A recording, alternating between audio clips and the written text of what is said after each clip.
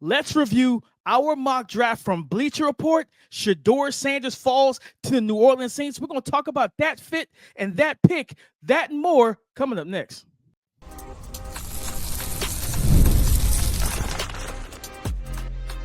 You are Locked On NFL Draft, your daily podcast covering the NFL Draft. Part of the Locked On Podcast Network, your team every day. Welcome back to the Locked On NFL Draft Podcast, your daily podcast covering your favorite draft prospects, part of the Locked On Podcast Network, your team every day. I'm your boy, Damian Parson. I'm an offensive draft analyst over with Bleacher Report. That's my guy, Keith Sanchez. He is a director of scouting with the Draft Network and 2019 national champion with those LSU Tigers. We're draft expert guys, and thank you as always for making Locked On NFL Draft your first listen today and every day. Shout out for being our every dayer. We're reviewing our mock draft that just dropped this week in the middle of the week over at Bleacher Report, where we went through the first round, the first 32 picks, and we're going to talk about that. Shedeur Sanders falls to where? We're going to talk about that situation. There was a run on defensive picks in the middle section of this draft, and then we're going to talk about the best fits at the end of the mock. So, Keith, let's get into it. Shedeur Sanders, we know that number one, of course, Cam Ward, chalk as the first overall pick. I think we talked about that. That's where it's trending. That's where it's been for probably about a month or so now, especially after the combine, the pro day, everything. He's there. Typically, we've looked at Cleveland and New York as two teams that would take Shedeur. And with this mock draft, it was a little different. This wasn't a predictive mock.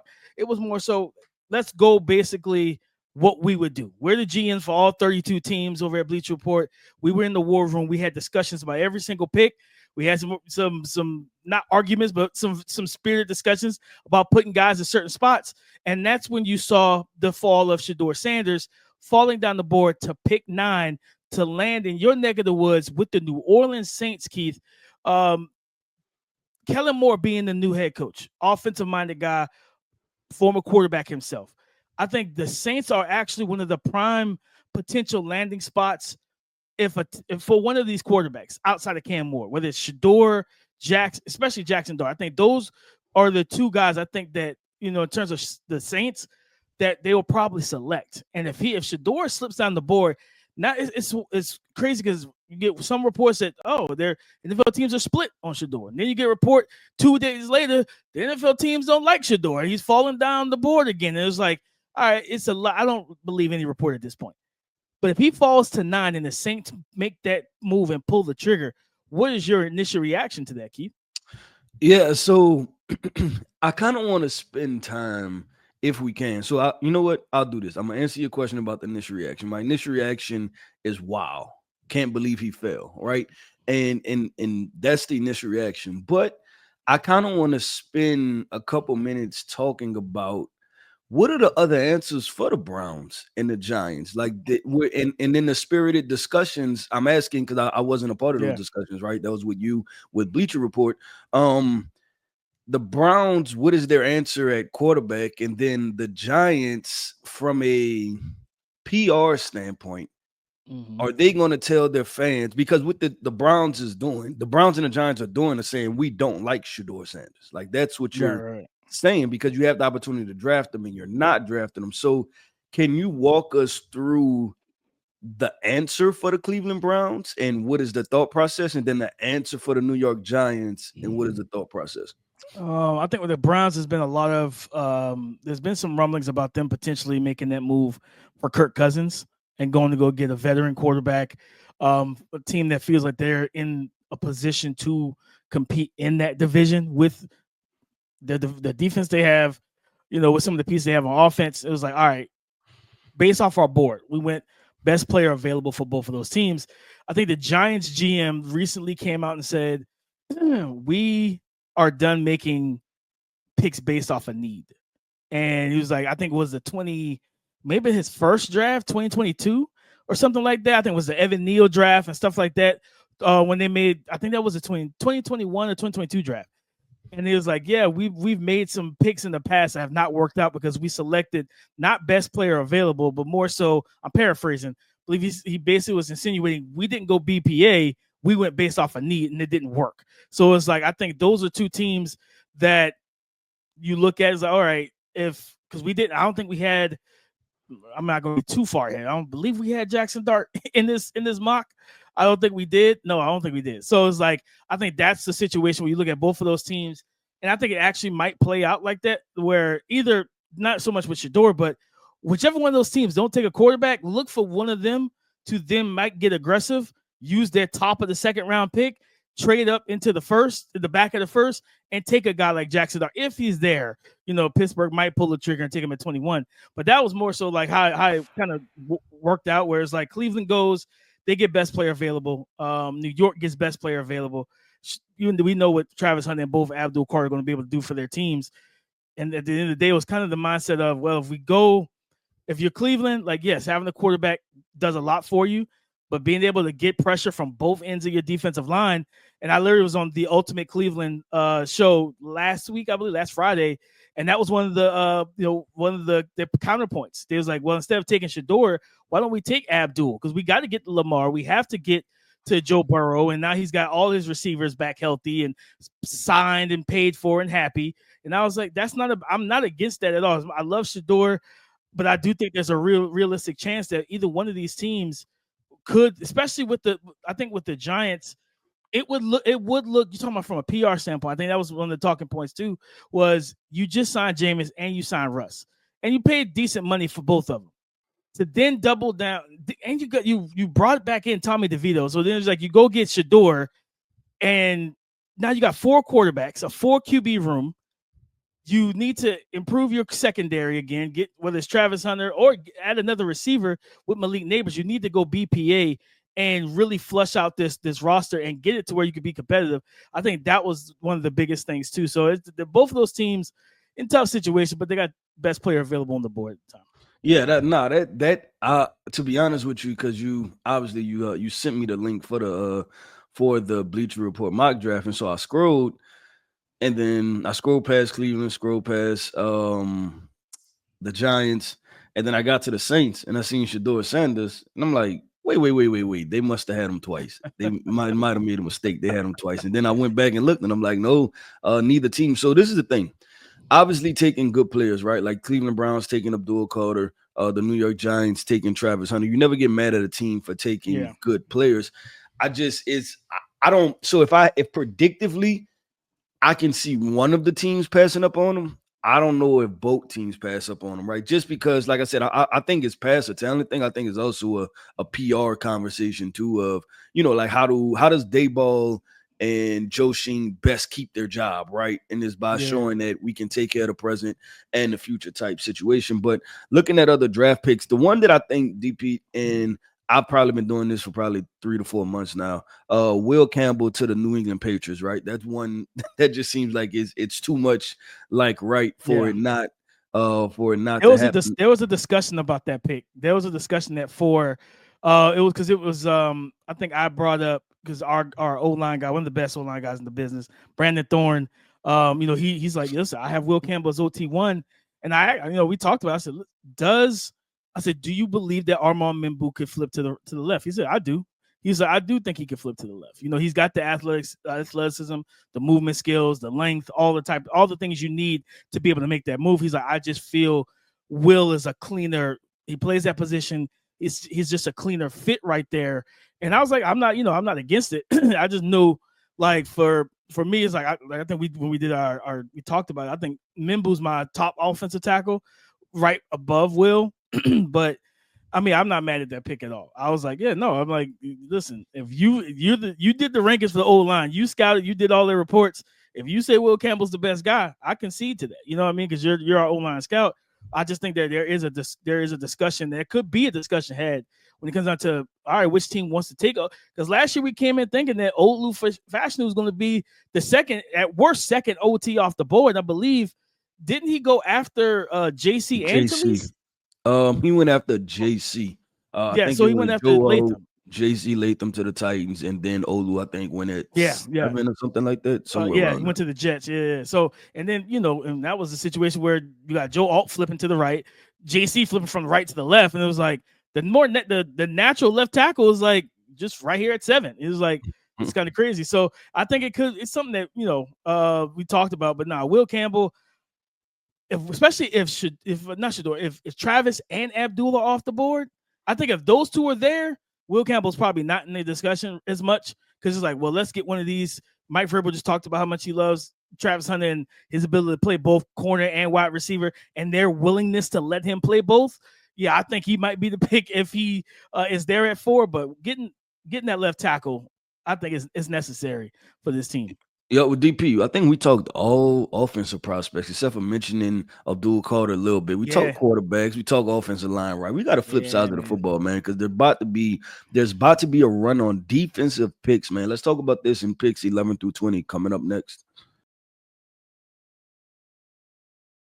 The Armada Player of the Week is brought to you by our friends at Nissan and the all-new 2025 Nissan Armada. Each week, we're taking a look at our draft prospects to pick one guy that stands apart.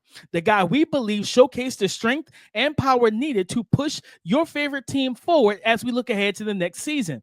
And this week's Armada and clear-cut Player of the Week is Michigan defensive prospect Mason Graham. Why? Because he's strong, he's physical, he's got quickness, he's got a high floor with a good ceiling. And like the Armada, he's heavy duty and he's rugged. And when it comes to the Nissan Armada, they say go forth and conquer. And that's exactly what Mason Graham can do here. It's clear that our Player of the Week is out here ready to conquer the road ahead with confidence, just like you can in the all-new Nissan Armada or any of their outstanding vehicles. Take the Nissan Armada, Rogue, or Pathfinder and go find your next big adventure. Shop NissanUSA.com. In our latest Bleacher Report mock draft, we had a run on defensive picks from picks 11 through 20. Keith, and I'm going to list out some that I want us to discuss here. San Francisco at 11 getting Shemar Stewart, the edge rusher from Texas A&M. The Dallas Cowboys getting cornerback Jahdae Baron out of Texas. The Miami Dolphins getting Malachi Starks out of Georgia. The Colts getting Jihad Campbell, linebacker from Alabama. And then we had the Atlanta Falcons going edge Mike Green out of Marshall. Keith, let's talk about those picks, man. When you look and you see that run, because it's truly like consecutive from pick 11 through 15 straight defense. Yeah. So I had the Shemar Stewart to the San Francisco 49ers, right? I find that one interesting because obviously he'd be pairing up with Bosa. I think it's Nick, right? Nick that's in San Francisco. And I like it because it gives him an opportunity to be kind of a complimentary rusher, almost like we said with our mock draft, right? With him going to the Bengals, if they bring back Trey Hendrickson, he could be a complimentary edge rusher as he develops. The question is this, that do you believe with Shemar Stewart? Because I don't think we've talked about him as a prospect either, right? Do we believe that Shemar Stewart done like a scouting profile on him yet? Yeah, like his upside, right? Is this one of those, like, should we be concerned? Is this one of those hindsight 50-50s 3 years from now? Everybody gonna be like, this was so obvious that this may have not worked out, or is everybody just buying into the upside and potential? I'm just, I think there's a split conversation on Shemar Stewart, but for some reason, I think it's similar to Tyree Wilson that it's the benefit of the doubt that he's going to develop, and I think that the other part of the conversation is not being had. Yeah, I think with him it's a definitely upside pick. I think you have one of the better defensive coaches back in San Fran, where he really made his name in Robert Saleh, right? And Robert Saleh, had success with the John Franklin Myers and Michael Clemens when he was on the field in New York, and different edge rushers, right? Different body types of guys as well. I think putting Shemar Stewart, the conversation, like, listen, give them the high upside pick. They've had a not gonna say a mass exodus, but they've had an exodus of talent come off this team. And I think the Jed York, who's the owner or the president of the team, was like, basically paraphrasing, I think he basically was kind of pointing to the fact, we got to pay Brock Purdy, so we got to let some contracts go. And I'm like, well, good luck, buddy. That's just kind of crazy to do. But I think with Shemar, his athleticism, his strength, his physicality, the alignment versatility, we trust that Robert Saleh is one of those coaches that could get him to where he needs to be, to that ceiling. Like, he's one of those type of coaches that's going to teach him, that's going to coach him up, hold him accountable. Like, listen, and I think, like I said, with you don't want to have a Tyree Wilson situation. Granted, Tyree Wilson was nowhere like kind of different guy than Shemar, but like it was upside with both of those guys, and you don't want to like bank on upside and not have the ability to get them where they need to be. I think I trust Robert Saleh and that defensive staff to coach this young man up because we know the physical ability, and we've seen it in the Senior Bowl. What day one he was trying to do too much bull rush. I think everybody's trying to do much speed to power moves. Day two, he started winning clean. It was like, well, okay, like that's a good development throughout the week and stuff like that. I think he finished. Like I don't think he came back for day three of practice and everything like that. So I think that was kind of the pick or the reasoning for it when it came down to that situation. San Francisco going and getting themselves a high upside pick with the coaching staff they have and trusting in that development. I was going to talk about the next pick, DP. Pick 12 was Jahdae Baron to the Dallas Cowboys. I've never seen this option before as far as Jahdae Baron falling to the Dallas Cowboys, but do I think it's high for Jahdae Baron? Yeah, but do I kind of like the fit as far as a team need? Yeah. And what Jahdae does, I think the Cowboys need to add yet another versatile piece because you talk about even a guy like Malik Hooker being in and out of the lineup, right? Like, can he step in and do some of those things? Jahdae Baron plays all over the field. He plays some nickel, plays some corner, and pretty much kind of plays safety also, right? So he's kind of more of just a straight instead of being a straight corner, he plays a lot of different positions. So I don't mind the pick at all. Like I said, it's the first time I've seen it, but I was like, okay, this is not a bad situation when you're talking about improving the defensive secondary for the Dallas Cowboys and then filling a positional need because obviously Trayvon Diggs, he's coming off an ACL this year, I believe. I know he was injured, or was it last year? He's coming off ACL. The years kind of blending together, but still, like him just trying to recover, get back to full health and everything is still obviously an issue. And then Deron Bland is on the other side, but you kind of still have to, see how that's going to play out. Whether you're going to kick him in or what you're going to do with him. So I definitely the Jahdae Baron, like I said, I've never seen it before, but I don't mind it. Yeah, I think I'm looking it up now. Yeah, I think Diggs is actually recovering from knee surgery. Yep, he's coming. That's what I thought. Yeah, it happened last year, right? It happened earlier last year. Yeah. Yep. Him and DeMarvin Overshown are both recovering from suffering season-ending knee injuries, and I think that was kind of the thing between trying to get Trayvon Diggs, back and come off the ACL. They lost their nickel, Jordan Lewis. He went to, I think, the Jacksonville Jaguars in free agency. Yep. Deron Bland, when Dan Quinn was there and things like that, when they had that ability to play zone, read, sit, squat, sit, and trigger, like Deron Bland had a lot of interceptions, right? But it was like, even when Diggs had his best year, he had a lot of interceptions, but then he also was one of the league leaders in yards allowed, giving up in coverage. So it's like then being able to, once everybody's healthy, having Jahdae Baron to mix and match in that secondary is going to do a lot of good for them. I think we've talked about Jihad Campbell to the Colts. I know, and I think it's starting to pick up steam even in Colts Nation that, you know what? Yeah, we love Colston Loveland. We love Tyler Warren, but man, we can get a Jihad Campbell and his versatility, his ability to be a true stack backer, guy that can play the run, outstanding coverage guy, things of that nature, and then getting a tight end like maybe Elijah Arroyo or Mason Taylor on day 2, right? Second round, they kind of feel a little bit more comfortable with that rather than, okay, because EJ Speed, they let him go in the free agency. He joined, I think, the Houston Texans on a I think a 1-year deal or something like that. So you have a needed linebacker, and I think with Jihad pairing him with Zaire Franklin, I listen.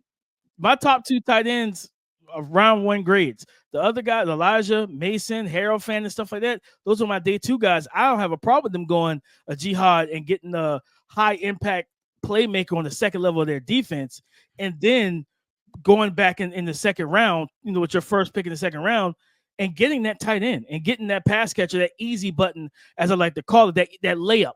Like, you only have one layup in this offense right now. That's Josh Downs. He's been battling injuries since he's gotten drafted. You know what I mean? So it's like, let's get another layup because the other guys in that tight end room, they can't catch the ball. Like, pinpoint passes, they're dropping. They're not, like, some of them are good blockers, but they're just not high-end receivers. Where you look at Elijah Arroyo, Mason Taylor, those guys have the ceilings to be 70, 80 catch tight ends and be that quick option for Anthony Richardson in this quarterback battle with Daniel Jones, which I don't foresee to be as much of a battle once we get to actual training camp.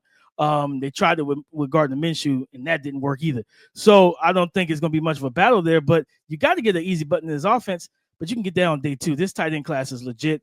Go ahead and get Jahdae Campbell, and let's get this defense better. Like that defense, like they lost to the Giants. Like they lost to the Giants late in the season without Daniel Jones. I don't even remember who was playing quarterback.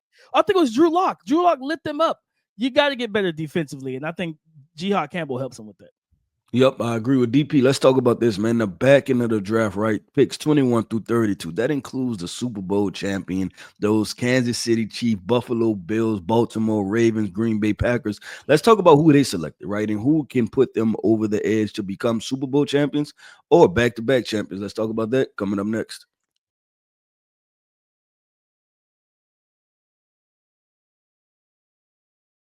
Thank you for making Locked On NFL Draft your first listen today and everyday shot for being our everydayers. Best fits at the end of our Bleacher Report first round mock draft of what we would do based off of our board.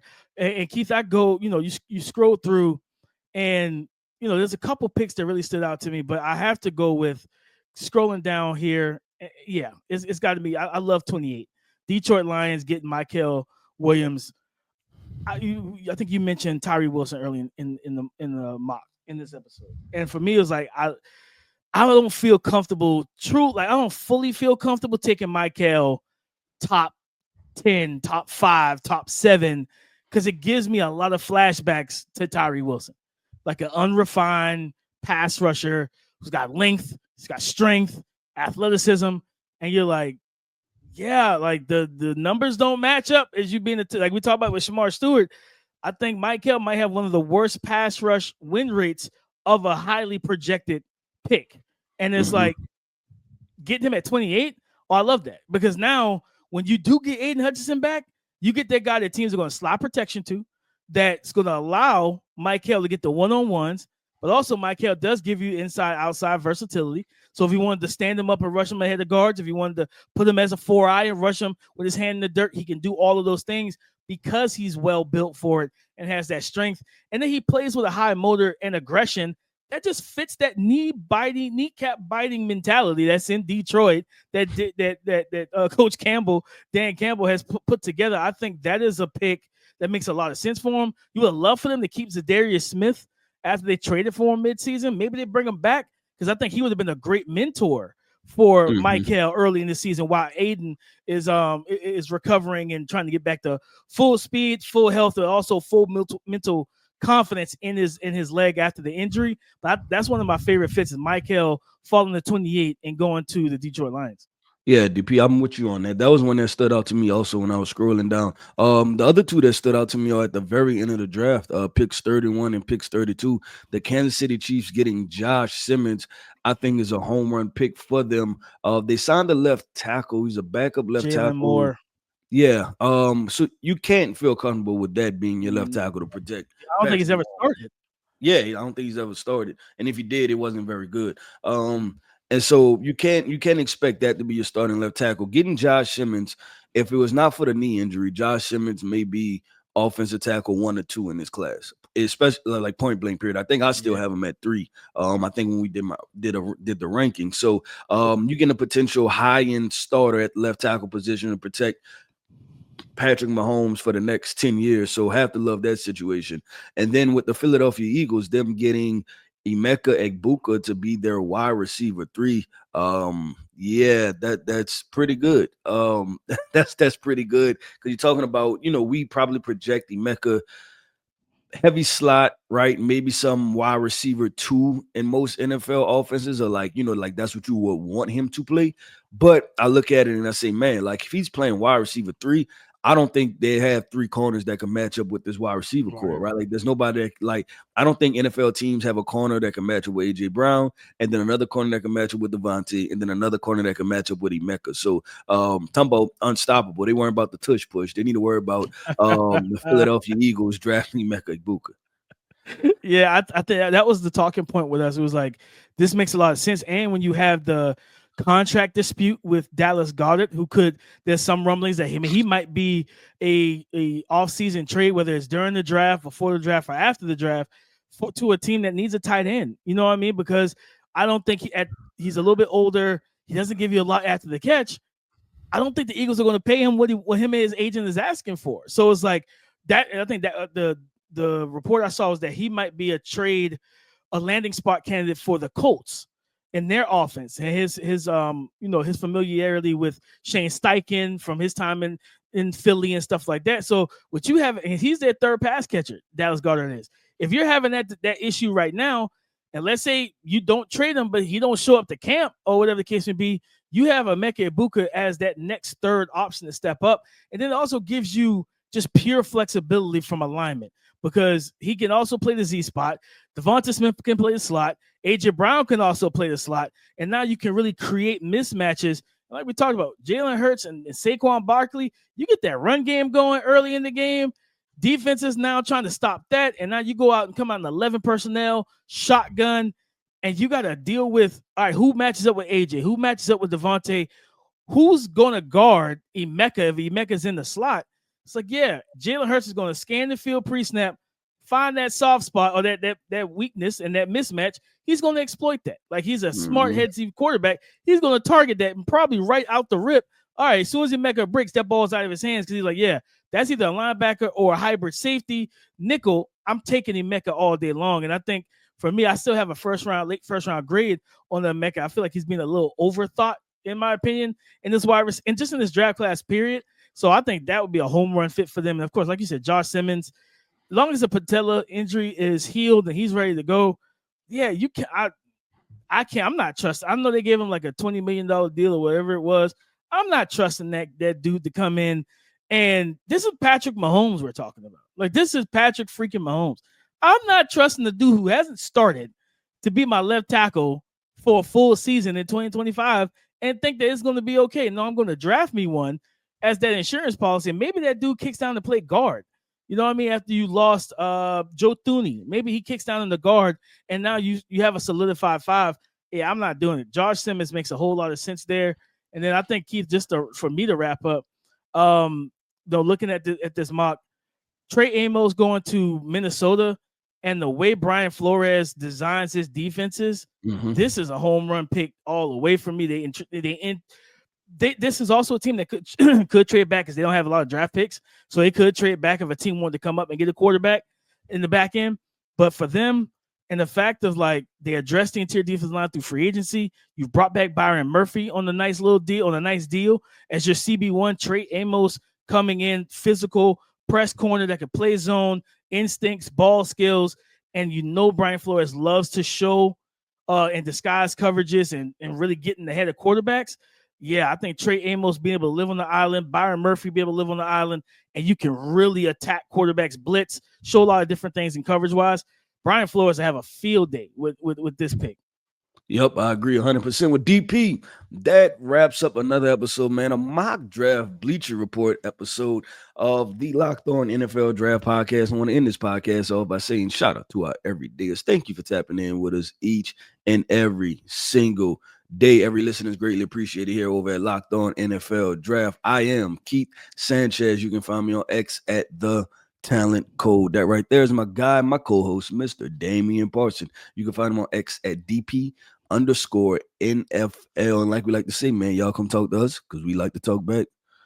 Go subscribe and follow for free on YouTube, wherever you listen to the podcast, to get the latest episode as soon as it is available. On Monday, it's Mock Draft Monday again, but it's going to be Keith's Mock Draft over at the Draft Network. We're going to get into that, see what he's been cooking up in the kitchen for the first round mock. So come and join the conversation again tomorrow on the Locked On Podcast Network, your team every day.